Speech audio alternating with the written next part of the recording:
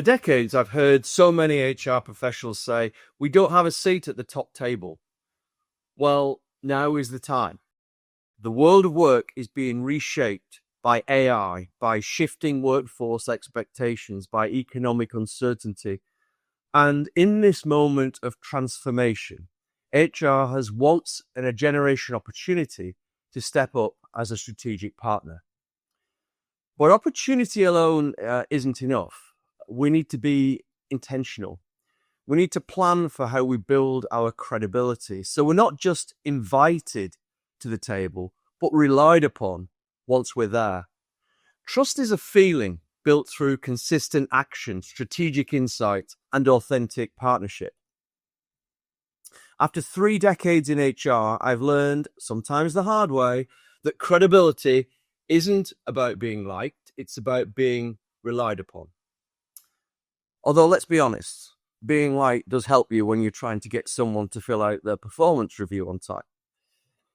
I remember early in my career, I was asked to lead a major restructuring. And I just didn't have all the answers, but I showed up. I showed up with clarity, empathy, and a decent understanding of the business. And that earned me a seat at the table. And it taught me that trust begins with showing up as a partner, not as a passenger. So today I'll share the OrgShakers model for building trust and credibility with business leaders, so you can elevate your impact and become a true strategic partner. At OrgShakers, we believe trust and credibility grow through 4 key stages. Number 1, building the relationship. Number 2, delivering business alignment. Number 3, framing HR leadership through a strategic lens. And then finally, number 4, influencing with intent, turning credibility into impact. So let's explore these 4 stages. Trust begins with character and with intent. As HR leaders, we build credibility by being purposeful and present. Early in my career, I worked with a CFO who was rather skeptical of HR. And instead of trying to prove myself, I listened. I asked about his pressures, his goals, and his frustrations. And over time, he saw I wasn't there to push an HR agenda. I was there to help him succeed. And I kept showing up like a friendly HR ghost who knew his calendar better than he did. And in my experience, that kind of partnership has become even more possible in recent years. As a result of the pandemic, the appetite of CFOs and other senior leaders to engage with the people asset has grown significantly. They've seen firsthand how people strategy can make or break a business during a crisis. And that's opened the door. That's opened the door for HR to step in as a true strategic ally. So here's how you build that kind of trust. Share credibility, share credit generously, and own your own mistakes with grace. Use inclusive language, we, instead of HR versus operations. Be a visible ally, check in regularly, co-author decisions, and offer to help before it's asked. Trust grows through proximity and consistency. So be the person leaders turn to, not just for HR, but for any perspective. Credibility is earned when HR speaks the language of the business. I once joined a leadership team where HR was seen as soft. So I started every conversation with data, turnover trends, productivity risks, cost avoidance. And suddenly, HR wasn't just supportive, it was strategic. And today, with the rise of AI and advanced analytics, we have an even greater opportunity. We can show the business, the linkages more clearly than ever, connecting people data to performance, engagement to productivity, and capability to growth. AI isn't replacing HR, it's amplifying our ability to deliver insight, foresight, and impact. So to build business alignment, understand the P&L, the strategy, and the customer drivers. Anchor every HR initiative to a business metric. And speaking outcomes, here's how leadership development accelerates project approvals in our organization. Use analytics to tell stories that matter. So show trends, risks, and opportunities in ways that leaders can actually act on. Be in the room when strategy is shaped, not just when it's rolled out. And use portfolio thinking. Prioritize HR work that moves the executive dashboard and pause work that doesn't. This shows that you're not just aligned, you're indispensable. This is where HR shifts from delivery to direction. I remember leading a talent review where the business wanted, quite frankly, a quick fix. And instead I asked, what's the capability we need to win in the next 3 years? And that changed entirely the conversation from firefighting to future building.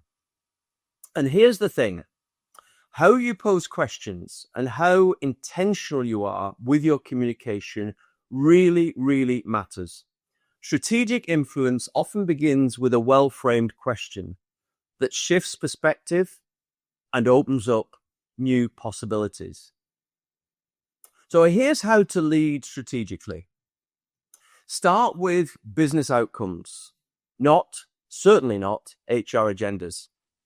Be the integrator across silos throughout the organization. Connect talent, culture, and structure to one goal, whatever the goal is, no matter what the agenda or the project is, or even who owns it.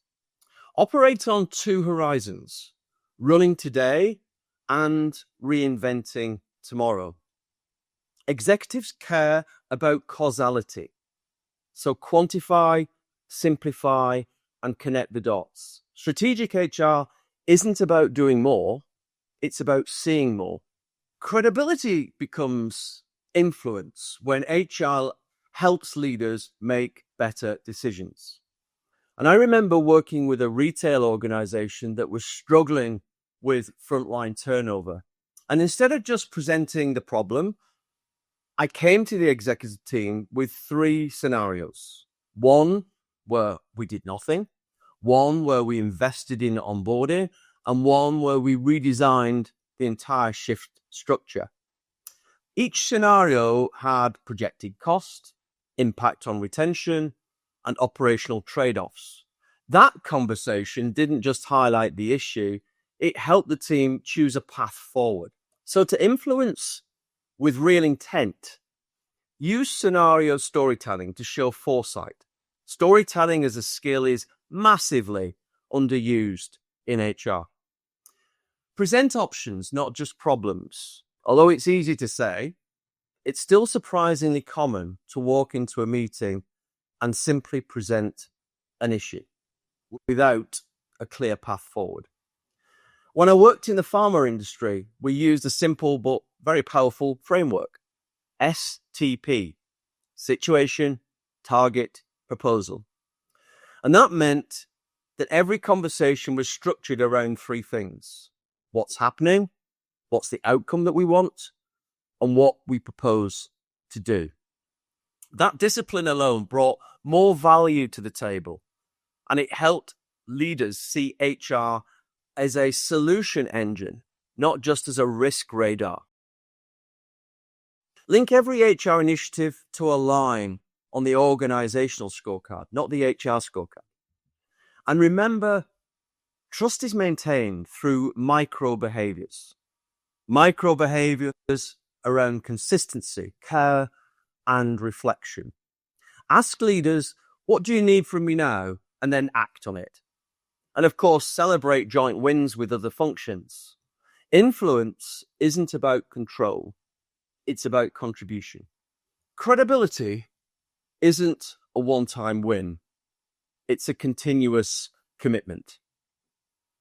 As business priorities shift, HR must evolve from being reactive to being anticipatory.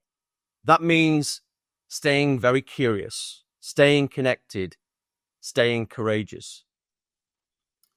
I've seen HR leaders lose influence, not because they made mistakes, but because they stopped adapting. So to sustain credibility, stay externally aware, track the market trends, the workforce shifts, and competitor moves, and bring that intelligence into the boardroom. Reinvest in relationships. Don't wait for a crisis to reconnect. Credibility is cumulative. It's built in quiet moments, not just in the big ones. Challenge respectfully. When you see misalignment, speak up. Strategic partners don't just support, they shape. So credibility is a living asset. It grows when you show up with relevance, when you show up with resilience, and when you show up with resolve. At OrgShakers, we help HR leaders become strategic partners, building trust, credibility, and impact at every level. So join us on the journey to building a more trusted, credible, and impactful HR function.